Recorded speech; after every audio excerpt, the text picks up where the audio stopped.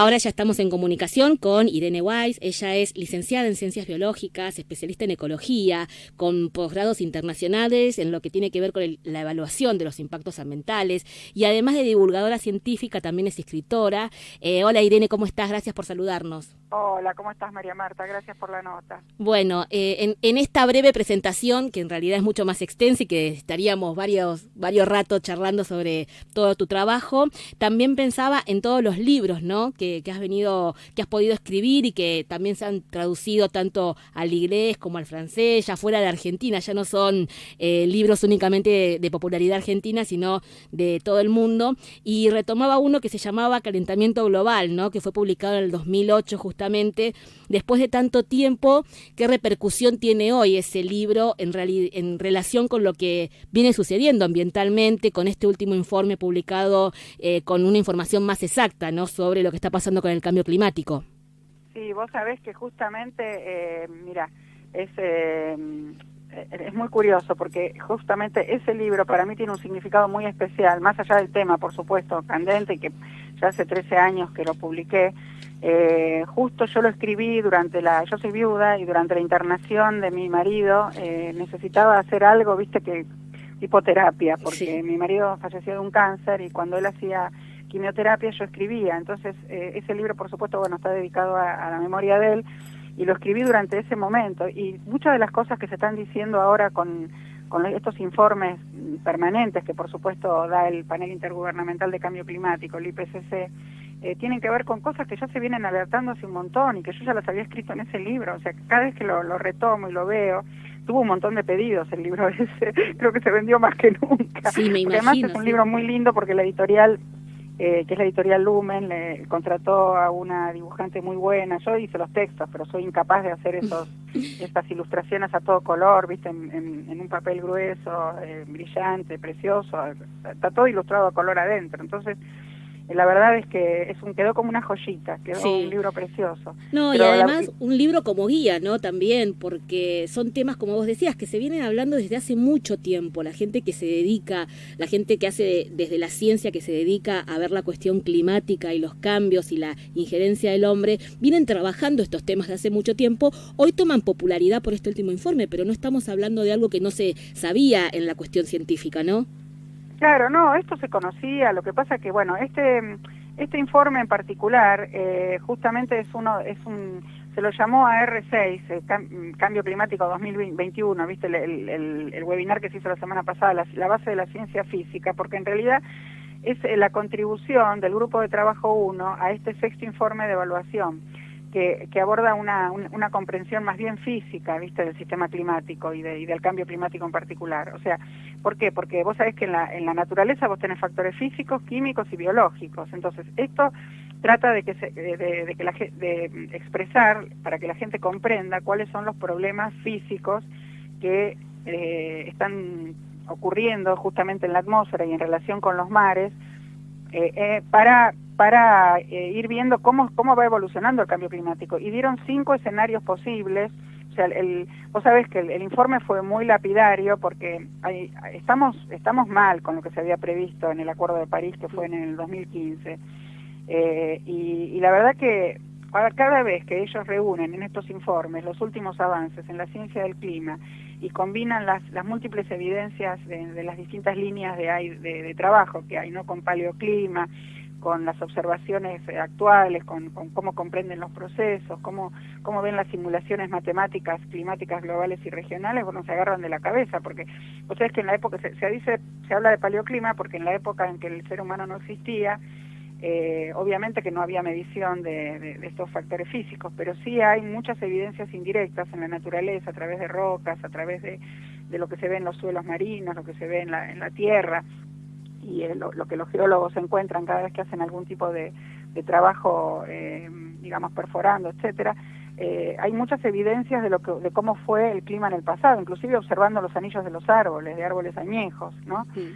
Y más que nada de los fósiles, porque te estoy hablando de la época en que el ser humano no existía, o sea que hay que recurrir prácticamente a los fósiles. Entonces, todo eso te da evidencias que lo que ellos tratan es de que la gente reaccione, sobre todo los gobiernos, y que se sepa que hay que volver de algún modo un poco a lo que era antes de la Revolución Industrial, sumado un plus de 1,5 grados, como mucho 2 grados, para no caer en lo que ellos llaman el tipping point, que es un punto de no retorno frente al cual después ya no podemos volver atrás. ¿Por qué dicen esto? Porque a veces las personas comunes no comprenden que aumentando por ahí la temperatura 2, 3, 4, 5 grados, no sé, lo que sea, el ser humano no se va a afectar porque se abriga o se desabriga. Pero en realidad no es eso, no ese es el problema. El problema es que todas las cadenas alimentarias, las cadenas tróficas, imagínate los animales migradores, que por ejemplo las aves que salen del invierno boreal en Siberia y tienen que venir acá a reproducirse en nuestro verano, o a Liberá o al Pantanal del Mato Grosso, que hay muchísimas aves que hacen eso, tienen todo sincronizado a lo largo de la evolución para llegar y encontrar justo su alimento, por ejemplo en insectos, que en ese momento eclosionan de la larva. Entonces, cuando el calor empieza antes, aparecen esos veranitos de San Juan en invierno, como nos está ocurriendo ahora, hoy mismo, es un día caluroso, ¿no? Acá en Buenos Aires. Bueno, entonces, esos insectos que su único termostato, digamos, es el biológico, ellos no tienen reloj, no tienen calendario del año ni nada, entonces empiezan a eclosionar antes y se reproducen y mueren y vuelven al agua o a la tierra o donde tienen sus larvas. Entonces cuando llegan estas aves, en el momento que tienen que llegar, se encuentran sin alimento. Entonces ese es uno de los tantos casos de esos destartalamientos que se producen, lo que se llama el efecto dominó o el efecto mariposa, ¿no? Sí. Eso por un lado. Y por el otro lado, en cuanto a factores físicos propiamente dichos, si por ejemplo ya se vio que se está ralentizando gran parte de las corrientes cálidas de la Tierra. Por ejemplo, la corriente del Golfo, que hace que, por ejemplo, todo el borde del sur de América del Norte no sea tan frío como sería si no tuviera la corriente del Golfo, ¿no? Todo el sur de Estados Unidos también. Entonces, vos imaginate que si se ralentiza, si se llega a frenar, cosa que no va a ocurrir, pero sí ocurrió en películas de ciencia ficción. No sé si vos te acordás de una película que se llama La Tierra, creo que era la Tierra después de mañana el nombre. Sí, el día después de mañana. El día después de mañana, siempre me confundo, ¿no? El día después de mañana, porque estoy pensando el título en inglés que era distinto.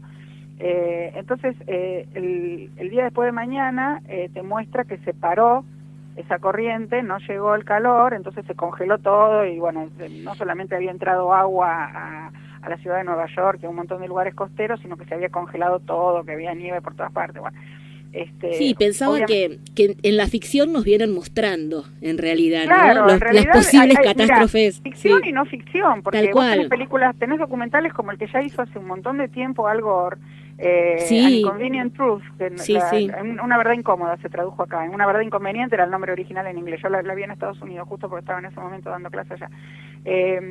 Y después apareció una película, un documental muy interesante que se llamó 6 Degrees Could Change the World, 6 grados podrían cambiar el mundo, que acá lo tradujeron como la Tierra más 6 grados, algo por el estilo. Bueno, que lo estuvieron dando, no me acuerdo si en Nat Geo o en el History Channel, en uno de esos canales, viste, que pasan. Sí, hay muchos que pasan esos documentales. Y entonces la verdad es que en ese momento la situación era, digamos, por supuesto uno dice, bueno, una película de ficción, está bien, esto no va a pasar. Pero el documental te muestra la realidad y te dice, en ese de la Tierra más 6 grados, ¿qué pasaría con 1 grado más, con 2 grados más, con 3 grados más, con 4 hasta 6 grados más? Y la verdad que te agarrás de la cabeza. Claro. Entonces, y eso que este informe, que es el sexto físico, no dio cuenta de todo lo biológico, de todo lo ecológico que yo te estoy adelantando, porque eso recién se va a saber en el mes de febrero, cuando se dé a conocer del 2022, ¿no? El informe con todo lo que está ocurriendo con las ecorregiones. O sea, acá en realidad ellos incluso cuando hacen el informe que se presentó esta semana pasada, que estuvo en tapa de todos los diarios hace una semana, justamente el martes pasado, hace una semana, ellos descargan la responsabilidad porque dicen que es un resumen, que es una versión aprobada de la sesión número 14 del grupo de trabajo 1 de las 54 ABA, o sea, ya hubo 54 sesiones del panel intergubernamental sobre cambio climático. Sí, ¿no? Lo que creo que también es innegable, que ha quedado en el informe, es esta influencia humana que hay frente a la cuestión climática, y también esta situación de que desde los diferentes estados algo hay que hacer, ¿no? Frente a esto, porque si bien 1,5 grados o 2 grados serían determinados, nos mostraría determinados escenarios, más de eso sería todavía mucho peor. Entonces desde los estados tienen que tomar esta bandera de empezar a rever esta situación y hacer algo, ya sea en los modelos productivos, en la información al ciudadano, ¿no? Es como muy amplio también y pensaba en la Argentina en cómo esta situación lograr subsanarla o tratar de que no afecte tanto. Claro, indudablemente, vos imaginate que si ya hubo 54 sesiones, primero, si se creó el panel intergubernamental de cambio climático de Naciones Unidas con muchísimos países, es por algo, y con científicos de muchas naciones diferentes, de distintas profesiones inclusive. Entonces, son resúmenes técnicos, este informe, digamos, con capítulos. Si querés te cuento un poco en qué consiste para que la gente tenga idea. O sea, sí. Es un informe que tiene anexos, tiene materiales complementarios, tiene distintas versiones de distribución a los distintos gobiernos, que a su vez van a estar sujetas a revisiones, pero ya fue revisado por muchísimos técnicos, no por científicos. Y después, además tiene un atlas interactivo, que eso es muy interesante porque, bueno, es muy útil, ¿no? Tiene, por supuesto, un resumen ejecutivo para la prensa, tiene las preguntas frecuentes que suele hacer la prensa, porque son las preguntas de alguna manera que refleja la gente. Después tiene lo que llaman ellos fact sheets, o sea, hojas informativas regionales adicionales. Tiene una plataforma para acceder a los datos. Tiene materiales de divulgación, tiene por supuesto el informe completo, porque el tema es que nadie va a leer, nadie que no sea técnico de ahí va a leer el informe completo. Entonces vos tenés muchísimos resúmenes ejecutivos, y inclusive lo ilustraron, la tapa está muy linda, ilustrada con una obra de arte, es un planiferio, ojalá a través de la radio te lo pudiera mostrar, ¿no? Pero sí. Voy a ver si cuando lo subo a mi canal de YouTube, la nota, cuando vos me mandes el recorte, voy a ponerlo de portada, porque citando la fuente, por supuesto, porque es un planiferio muy bonito que muestra en distintos colores, más allá de esos colores así rojos, anaranjados, qué sé yo, medio catastróficos que te muestran normalmente en las figuras, está hecho todo con no sé, con un ojo artístico. Claro, sí, muestra, a ver, el mundo es hermoso y es bellísimo desde lo miremos.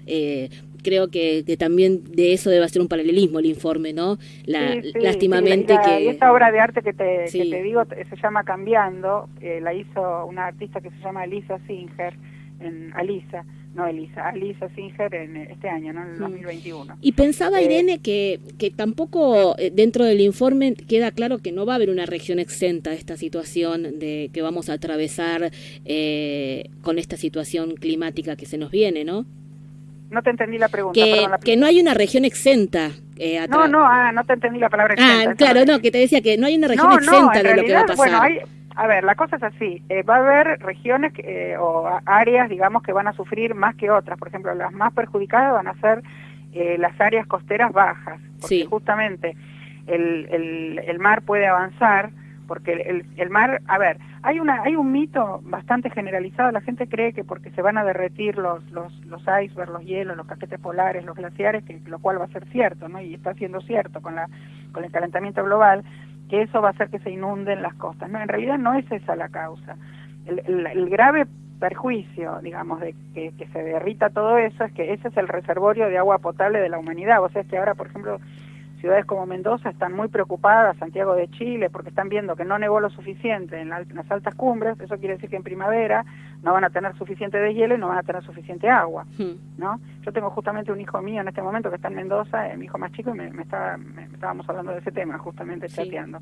Esos son los problemas más serios que de hecho ya está sufriendo California. Hay un montón de lugares que... Sí, la cuestión, la escasez hídrica es inminente y la estamos viviendo hoy en día. El agua es el compuesto, digamos, el compuesto por excelencia de derecho humano del cual nadie puede prescindir. Entonces, te quería explicar el tema del mito. En realidad eso se va a derretir. El problema es que justamente las costas se van a inundar, las costas bajas, porque se produce lo que se llama la expansión del lecho oceánico. O sea, cuando vos tenés un aumento de temperatura, hay distintas leyes de la química. Cuando vos tenés sales disueltas en el agua, como en el mar, hay distintas, te decía, distintas leyes de la química que incluso se estudian en el colegio secundario, la ley de Boyle-Mariot, la ley de Gay-Lussac, qué sé yo, no quiero meter acá nada técnico, pero cualquiera que escuche estos nombres y fue al secundario se debe acordar de la química, por más que haya odiado esa materia. Hay una relación directa entre el volumen, la presión y la temperatura. Entonces, cuando vos tenés, por ejemplo, un líquido con sales disueltas y la tenés a una cierta temperatura, por supuesto que en el líquido se mueve, a diferencia que en un sólido que están quietas las moléculas, o en el vapor que se están moviendo a lo loco. Bueno, en los líquidos se mueven, pero se mueven con una cierta, digamos, con una cierta lógica. Cuando vos le vas aumentando la temperatura, se van moviendo cada vez más y se van expandiendo esos líquidos cada vez más. Entonces, cuando vos aumentás la temperatura del océano, lo que se llama la expansión del lecho oceánico, justamente porque es como que se va expandiendo el espacio donde el mar ocupa y va subiendo de nivel. Eso es lo que va a hacer que inunde las costas bajas, y hay países insulares que corren serio riesgo y que ya están siendo previstas su relocalización en el medio del Pacífico, en el medio del Océano Índico. Después ciudades costeras en Asia, muchas ciudades costeras en Asia que son muy bajas y con recursos limitados. Buenos Aires mismo. Sí. Yo me acuerdo, mira, cuando yo estaba haciendo mi posgrado en Estados Unidos en los años 80, nunca me voy a olvidar, fui de visita al Museo de Historia Natural en Washington, ¿no? Y también estaba en el MET, el Museo Metropolitano de Nueva York. Y me acuerdo que de haber visto por primera vez un holograma, yo no sé si se conocían las holografías en esa época, pero yo por lo menos nunca había visto, y te iba mostrando el planiferio, qué pasaría, y ya en ese momento, te estoy hablando en los años 80, ya te estaba mostrando qué pasaría con un aumento de temperatura de la Tierra en distintas décimas de grado hasta distintos grados. Sí, volvemos como al principio, pero con dos grados, sí. Te digo, ¿sabés lo que imagínate, qué haría un argentino que está frente a esa imagen holográfica? Lo primero que vería es qué pasa con su país. Era un planiferio. Por supuesto estaba señalizado más Estados Unidos, porque yo estaba en ese momento ahí, pero se veía perfectamente América del Sur. Primero, se veían las Islas Malvinas, se veían prácticamente inundadas y solamente quedaban unos pequeños cerritos fuera del agua, digamos. Sí. Después estaba toda la pampa húmeda bajo el agua y la Mesopotamia bajo el agua, o sea, habíamos perdido todo el mejor territorio, digamos, que tenemos en nuestro país, de cultivo y todo bajo el agua, excepto lo único que sobresalía era el macizo de Tandil y de Ventania, o sea, las sierras de Tandil y de la Ventana. Sí, cuenta? Las tierras más altas, obviamente. Claro, pero, no, tampoco tan alto, pero bueno. Tampoco tanto, pero en esa... Bueno, pero eso no es esa no era la pampa húmeda, la pampa plana. Claro. O sea, la ciudad de Buenos Aires, dicho llanamente, desaparecía. Sí. Bueno, entonces, pero es el riesgo eso es catastrófico, sí. Y por supuesto eso no es... Además, cuando vos no podés frenar las cosas, tenés que tratar de adaptarte, de mitigar, por lo menos adaptándote, pues si no lo podés mitigar. Sí, ¿y vos creés que hay posibilidades que, por ejemplo, nuestro país se adapte a las cuestiones que se enfrentaría en un futuro, o es preferible, como dice el informe también de alguna manera, esta sugerencia de que hay que volver a cambiar estos modelos productivos también, ¿no? Y esta injerencia las dos cosas, mirá, del hombre. A ver, ya como a la altura que estamos de las circunstancias, no queda otra alternativa que cambiar los modelos productivos, no queda otra. Eso por un lado. Por el otro lado, la urgente migración hacia las energías renovables, cosa que no es nada fácil, porque vos sabés que el transporte depende, y más la mayoría de la industria, dependen básicamente del petróleo, del gas y en algunos casos del carbón. Acá no usamos ya tanto carbón, pero sí se usa en otros países. Yo justamente los otros días en otra entrevista le estaba contando a una colega tuya, yo tengo a mi hijo mayor que está estudiando su posgrado en Reino Unido con una beca, y él está en Londres, en el Imperial College, es físico, es geofísico justamente, y me decía, mamá, acá están usando carbón, usando carbón como en la época de la Revolución Industrial. Le digo, pero ¿por qué lo usan? Porque lo tienen, mamá, lo tienen y usan lo que tienen. O sea, bueno, decir que ahora con el Brexit el Reino Unido está fuera de la Unión Europea, pero la Unión Europea se está reconvirtiendo prácticamente de manera íntegra a las energías sí, renovables. A ver, hay una transición que hay que ir hacia eso, y no nos queda como mucha opción tampoco, ¿no? Es que no nos queda opción. Claro. O sea, tienen que dejar de subsidiar. Yo entiendo que hay países que viven del petróleo y del gas, pero tienen que dejar de subsidiar eso y empezar a subsidiar. Ya se está haciendo, de hecho, en algunos países, sí, ¿no? sí. Pero se tiene que hacer a nivel masivo, dejar de subsidiar esos combustibles fósiles y empezar a subsidiar las energías renovables, que hay muchísimas alternativas, las más conocidas como la eólica o la solar, pero también tenés la geotérmica. Acá, por ejemplo, fíjate, nuestra cordillera es parte del Arco de Fuego del Pacífico. Tenés una geotermia activa impresionante. ¿Cómo puede ser que, por ejemplo, en Neuquén solamente usen la geotermia un par de hoteles que tienen que tienen baños termales? ¿Por qué no se usa para toda la ciudad de Neuquén energía geotérmica? Perfectamente podría hacerse. No, sin embargo se privilegia Vaca Muerta. Cuando nosotros terminemos Vaca Muerta, ¿quién nos va a comprar el petróleo de Vaca Muerta? Cuando el mundo esté reconvertido a las energías renovables. ¿Te das cuenta? Hacemos todo mal. Sí, bueno, me quedaría, seguiría charlando, Irene, con vos, pero bueno, vamos a hacer para la próxima, vamos a concretar otra próxima entrevista. Retomamos y la seguimos, porque va a haber tenemos, para tenemos mucho, para cortar. Tenemos mucho para charlar. Gracias por tu tiempo, por esta información que nos ampliaste sobre este informe, y bueno, quedamos para la próxima seguir charlando sobre todos los trabajos que venís realizando, la cuestión hídrica en nuestro país y en el mundo, que está realmente en crisis, y bueno, también las energías, que me parece que es muy interesante. Un placer, María Marta. Un placer para vos, para nosotros. Un abrazo a tu hermana Lorena, yo sé que hacen este programa muy a pulmón y bueno, con mucho placer, cuando ustedes quieran, seguimos. Gracias, Irene, un abrazo grande. Un abrazo grande. Chau, chau.